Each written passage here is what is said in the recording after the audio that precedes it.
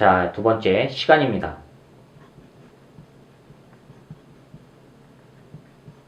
시간의 기본단위 초라고 했죠. 그럼 이 초를 어떻게 정의를 내렸을까? 이 초를 정의 내리기 위해서 무엇을 이용했냐면 금속, 세슘 원소를 이용했습니다. 세슘이요. 133짜리요. 이 세슘 원자에서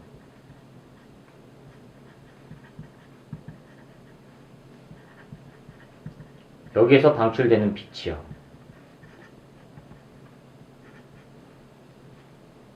얼마 동안 진동을 하냐면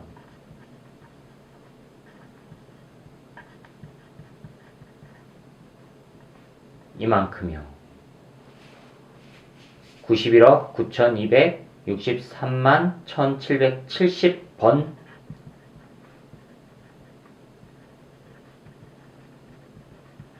진동하는 데 걸린 시간. 이거를 1초라고 정의를 내렸어요. 그럼 각국에서 동일한 세슘 원소를 이용하면 동일하게 나온다는 얘기죠. 1초가. 그래서 해결이 된 겁니다. 이해가 가시죠? 자, 그 다음에 시간 다음에 질량입니다.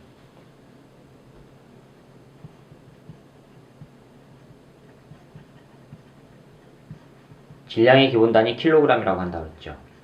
그럼 이 킬로그램을 어떻게 정의를 했을까? 예전에는 도량형 원기를 만들었어요. 무엇을 가지고 만들었냐면 백금과 이리듐, 합금으로 원통형 실린더를 만들었습니다. 백금하고 이리듐, 합금을 이용해서 원통을 만들었어요. 지름 높이 3.9cm 되는 원통을 만들었어요. 그래 놓고 이거를 1kg입니다 라고 정의를 내렸어요. 이렇게 해놓고 각국에서 와서 전부 똑같이 만들어 간 겁니다. 근데 문제가 생겼습니다. 약 130년간을 거치면서 이 도량형 원통에 미세한 질량 변화가 생긴 게 밝혀졌어요. 그러다 보니까 이거조차도 표준으로 삼을 수가 없었던 겁니다. 그래서 이거를 방지하기 위해서, 이런 변화를 방지하기 위해서 어떻게 했느냐, 아예 상수값으로 고정시키자 라고 논의를 한 겁니다. 그때 도입된 상수가 바로 플랑크 상수예요.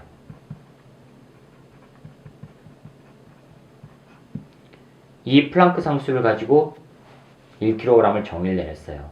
이 플랑크 상수 가지고 정의를 내리기 위해서 실험 장치가 필요해요. 1kg을 정의를 내리기 위해서. 그때 사용한 장치가 바로 키블 저울이라고 하는 겁니다.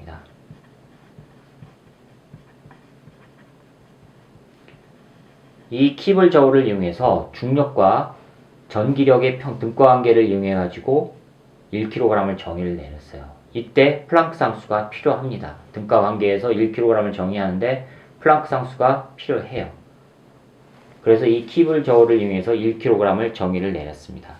그러다 보니까 상수값을 이용해서 정의를 내리니까 각국에서 동일하게 1kg을 쓸 수가 있는 거죠.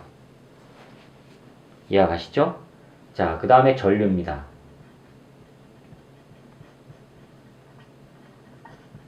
전류의 기본단위 암페어를 쓴다고 했습니다. 그럼 이 암페어는 어떻게 정의를 내렸을까? 이 암페어는 기본 전하를 가지고 정의를 내렸습니다. 고등학교 때 배웠을 겁니다. 기본 전하 2. 이거의 전하량은 1.602 곱하기 10의-19성 쿨롬이라고 배웠죠. 1.602 곱하기 10의-19성. 그런데 뒤에 숫자가 더 있어요. 아마 1.602, 176634인가 그럴 겁니다.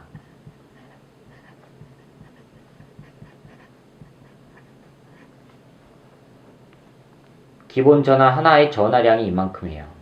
이 기본 전하를 가지고 암페어 정의를 내렸습니다. 어떻게 정의를 내렸느냐면 단위 시간 동안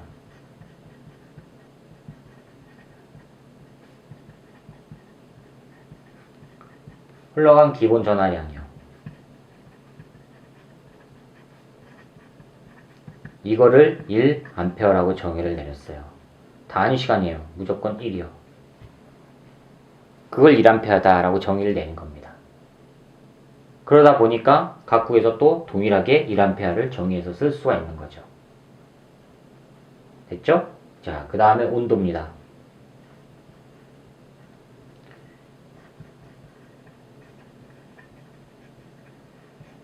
이 온도의 기본 단위 켈빈 쓴다고 했습니다.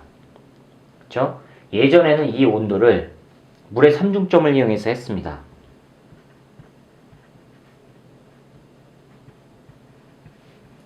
삼중점을 이용해서 정의를 내리고 그 다음에 순차적으로 등분을 나눠가지고 1도, 2도, 3도 그렇게 정의를 내렸어요.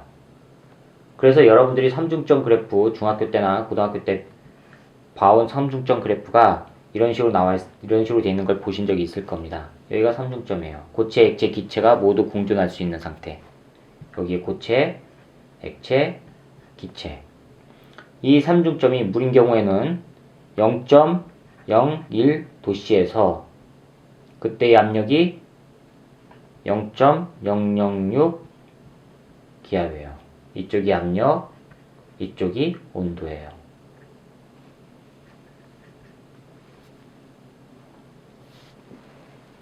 이렇게 정의를 내렸어요. 그런데 문제가 있어요. 이 삼중점에서 멀어질수록 이 삼중점을 이용해서 기체 상태 방정식을 쓰면 그때 뭐가 나오냐면 볼츠만 상수값이 구해져요. 삼중점을 이용해서 기체 방정식을 사용하면 볼츠만 상수값이 나옵니다. 그런데 문제가 있습니다. 이 삼중점에서 멀어질수록 이 상수값이 자꾸 변해요. 그런 현상이 생겨요. 그러다 보니까 정확하게 온도를 비율적으로 구분할 수가 없지요. 정의할 수가 없게 된 겁니다. 그래서 어떻게 했느냐, 아예 이 볼츠만 상수를 고정시켜버리자 라고 거꾸로 역발상을 한 겁니다. 온도를 이용해서 볼츠만 상수를 사용하다 보니까 볼츠만 상수가 자꾸 변해요. 온도가 올라갈수록. 삼중점에서 멀어질수록 볼츠만 상수가 변해요. 그러다 보니까 거꾸로 볼츠만 상수를 정의해버리고 거꾸로 하자라고 한 겁니다. 그럼 이 볼츠만 상수를 정의하기 위해서는 볼츠만 상수 값을 정확하게 구해야 되죠. 그렇죠? 그래서 이 볼츠만 상수를 구하기 위해서 어떻게 하냐면 장치를 이용합니다. 어떤 장치를 이용하냐면 보통 음양기체 온도 측정법이라고 하는 방법을 이용해서 볼츠만 상수를 구해요. 그런데 이 음양기체 온도 측정법, 이게 처음에 측정했을 때 좀 오차가 있었어요. 오차가 있었는데 그 오차가 생긴 이유를 우리나라에서 밝혀낸 겁니다. 그래서 우리나라 연구소에서 밝혀내가지고 현재 각 국에서 측정한 볼츠만 상수 값이 올바른지 아닌지를 우리나라에서 검증을 해줘요. 신기하죠? 자, 온도는 이렇게 됐고요. 그 다음 나온 거 몰입니다. 몰.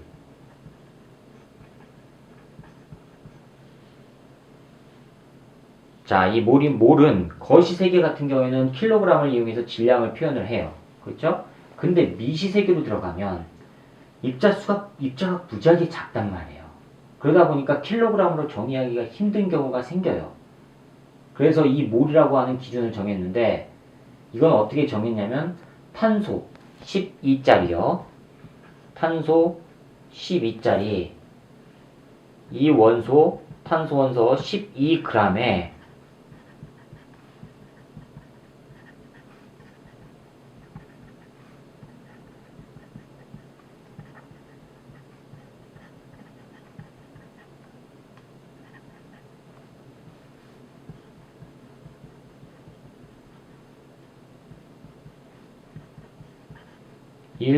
몰이라고 정했어요.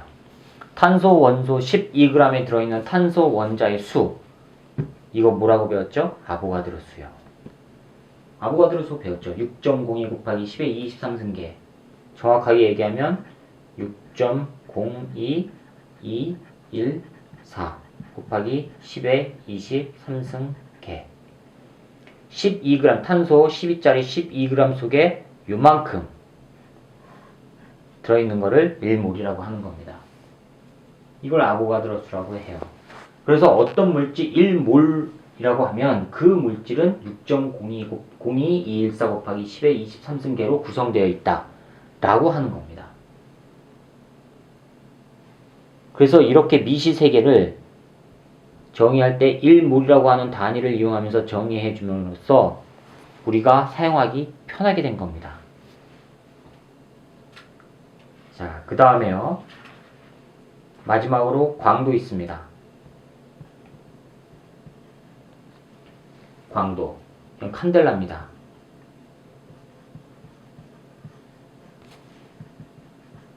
빛의 세기예요. 빛의 세기. 빛의 세기입니다. 자, 이거는 어떻게 정의를 했느냐? 진동수가 540 곱하기 10의 12승 헤르츠의 단색광이요.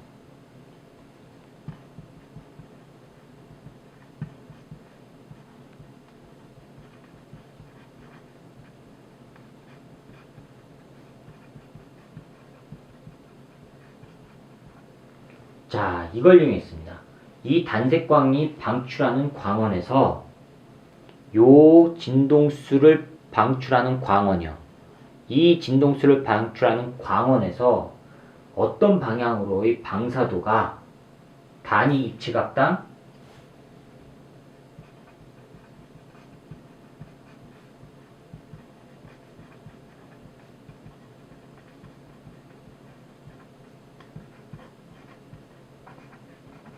638분의 1 와트일 때 이거를 1 칸델라 이렇게 정의를 냈습니다. 이거일 때의 광도를 이거를 1 칸델라다 라고 했습니다. 어렵죠? 이거는 모르셔도 돼요. 그냥 칸델라라는 게 있다 라고만 아시면 됩니다. 광도의 단위 칸델라다. 그렇게만 아시면 돼요. 자, 됐죠? 그 다음에 그 밖에 단위로는 또 뭐가 있죠? AMU 있습니다. 원자 질량 단위.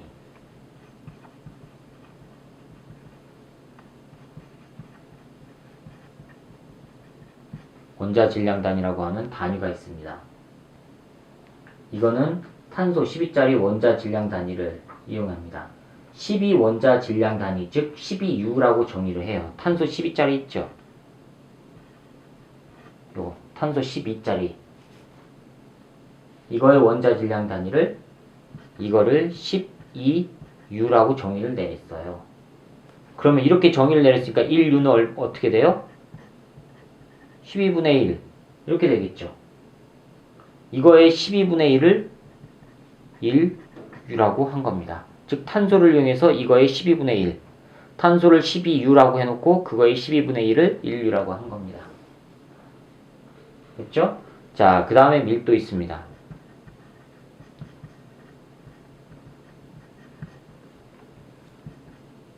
기호로 로라고 씁니다. 이 밀도는 빽빽한 정도를 말해요. 빽빽한 밀자에다가 정도 도자예요. 그럼 얼마만큼 빽빽한가를 나타내기 위해서는 기준이 필요하죠. 그거를 단위 부피라고 했습니다. 단위 부피당 과연 질량이 얼마만큼 들어있느냐. 이거를 밀도라고 한 겁니다. 그럼 어떤 부피, V에서 질량이 M만큼 들어있다면 단위 부피 얼마예요? 단위라는 말이 들어가면 무조건 1이에요. 1일 때는 과연 질량이 얼마일까? X예요. 이때 X는 부피분의 질량 나오죠. 이거를 밀도라고 정의를 내린 겁니다. 이렇게 정의를 내려놨어요. 이해가 가세요? 자, 이렇게 해서 웬만한 기본 단위들은 얘기가 끝났습니다. 그 다음에 마지막으로 나와 있는 거 살펴보지 않은 게 하나 있어요. 그게 바로 뭐냐? 유효 숫자.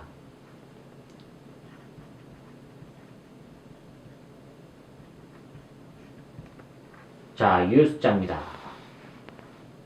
유효 숫자. 여러분들 책에 어디 나오냐면, 자, 봅시다. 앞쪽에 나오는데 제가 지나쳤습니다. 여기 나오죠.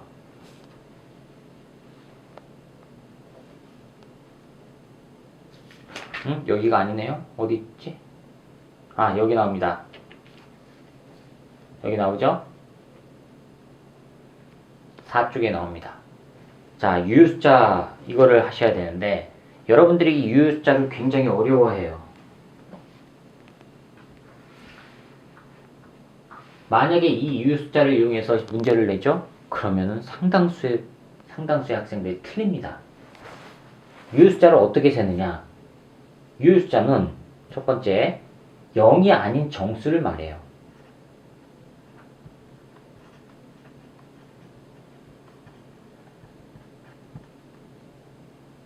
0이 아닌 정수는 전부 유효숫자에 포함시키는 게 원칙이에요. 그런데 이 0에는 세 가지가 있어요. 세 가지 종류의 0이 있어요. 첫 번째가 뭐냐? 0이 아닌 숫자 앞에 오는 0. 일반적인 숫자 앞에 오는 0.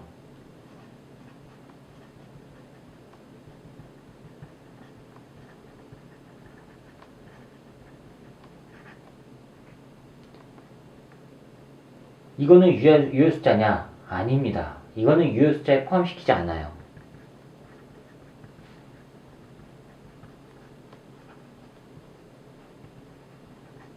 포함 안 시켜요. 예를 들어 볼까요? 0.0027 이런 게 있다. 그쵸? 유효숫자는 0이 아닌 숫자라고 그랬죠. 0이 아닌 숫자, 0이 아닌 정수니까 27은 유효숫자 맞아요. 그런데 이거 0이 아닌 숫자 앞에 오는 0, 0.00 이거는 유효숫자가 아니에요. 이건 소수점의 위치만 나타내는 거예요. 따라서 이거는 두 개의 유효숫자가 되는 겁니다. 유효숫자 두 개. 27 두 개요. 두 번째요. 숫자 중간에 있는 0.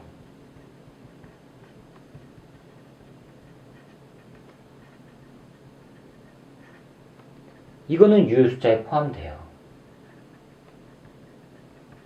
유효숫자가 맞아요. 예를 들어 볼까요? 간단하게 1.004다. 그러면 유효숫자 정수 사이에 있는 0 이거는 유효숫자에 포함이 돼요. 따라서 이건 유효숫자가 몇 개예요? 4개입니다. 됐죠? 그 다음에 숫자의 오른쪽에 있는 0이요.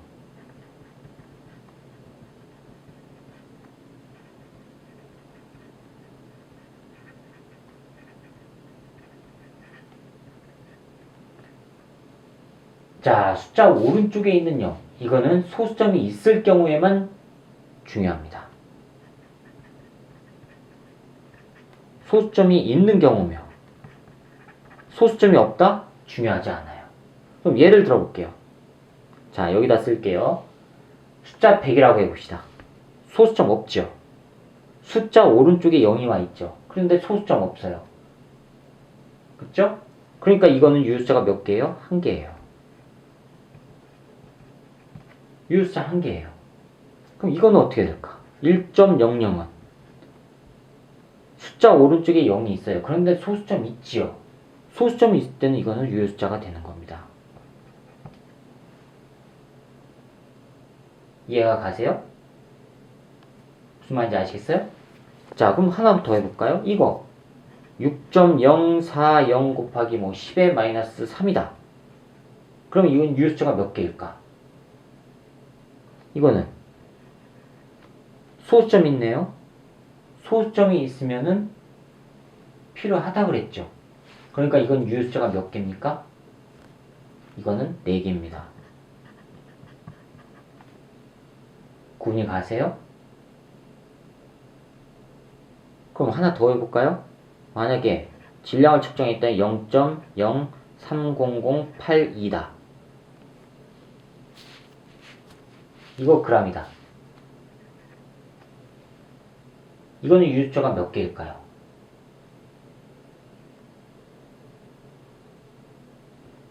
숫자 왼쪽에 있는 건 숫자 앞에 오는 0은 유효숫자 포함 안 시킨다 그랬죠.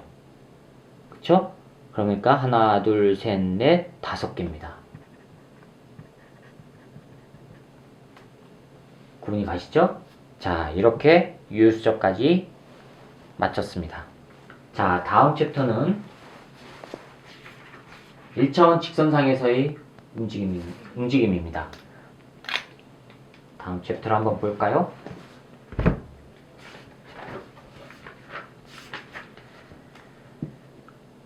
스트레이트 라인이라고 되어 있죠? 예, 직선상을 따라서 움직이는 물체의 운동을 말합니다. 자, 그러면 오늘의 영상은 여기까지입니다.